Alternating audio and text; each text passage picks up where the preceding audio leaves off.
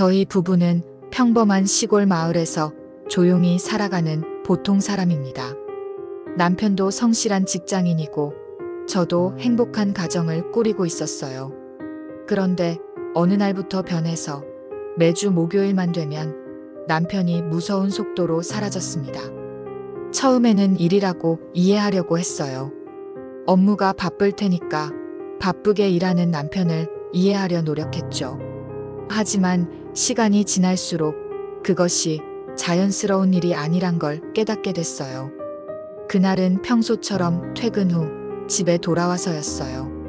남편은 목요일마다 늦게 들어오는 게 의심스럽지 않게 여겼습니다. 그런데 가끔씩 집안에 이상한 냄새가 배이거나 남편이 깜짝 놀란 듯한 표정을 짓는 일이 생기기 시작했습니다. 혹시 무슨 일이 있나? 왜 자꾸 일이 생기는 걸까? 하는 궁금증이 커져갔어요. 그러던 어느 날 결국 참지 못하고 남편의 책상을 몰래 살펴보기로 결심했습니다. 그날 밤 조심스럽게 서랍을 열었죠. 그리고 깜짝 놀랄 만한 것을 발견했습니다. 아주 낯선 영수증들이 가득 있었어요. 고급 레스토랑 이름이 적혀 있었는데 목요일 날짜와 정확히 맞물려 있었습니다. 작은 현상일 수도 있지만 이 영수증들은 저를 의심스럽게 만들었어요. 그제서야 나는 남편이 매주 목요일 밤마다 무언가를 하고 있다는 사실을 확신하게 됐어요. 더 이상 속일 수 없다고 느꼈죠. 그래서 저는 몰래 그 목요일 밤 남편이 외출하는 모습을 뒤따라 가보기로 마음먹었습니다.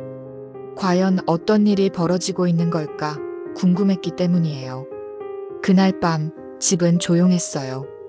남편은 집에서 출발했고 저는 몰래 따라가 차를 몰기 시작했습니다. 몇십 분 후 그가 도착한 곳은 한 고급 레스토랑이었어요.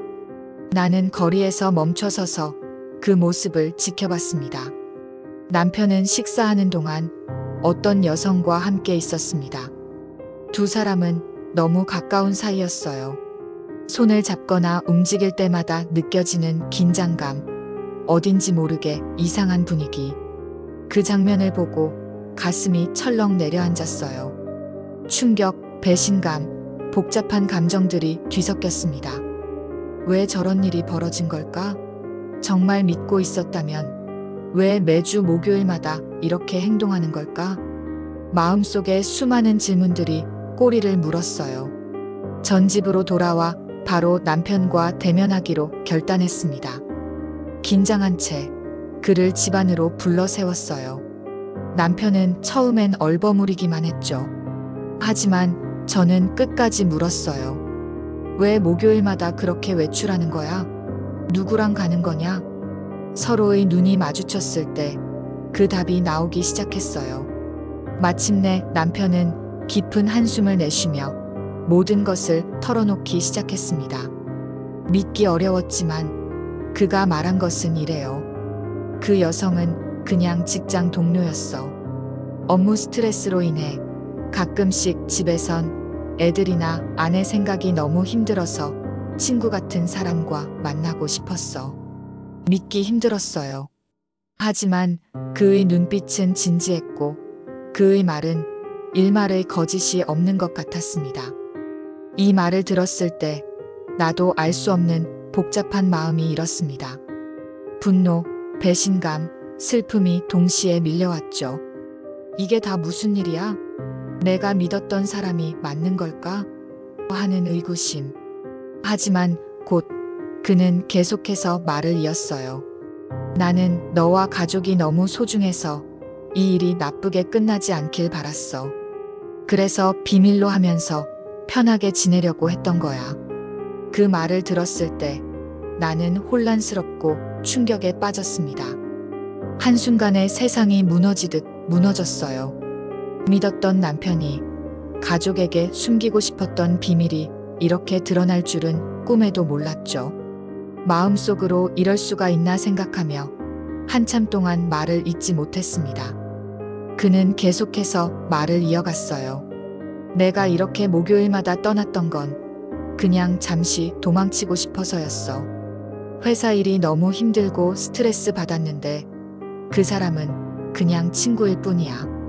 그런데 내가 이렇게 집에 있으면 너무 답답했고 혼자만의 시간이 필요해서 그랬어. 이러다가 가족 모두에게 상처 주는 거 너무 두려웠어.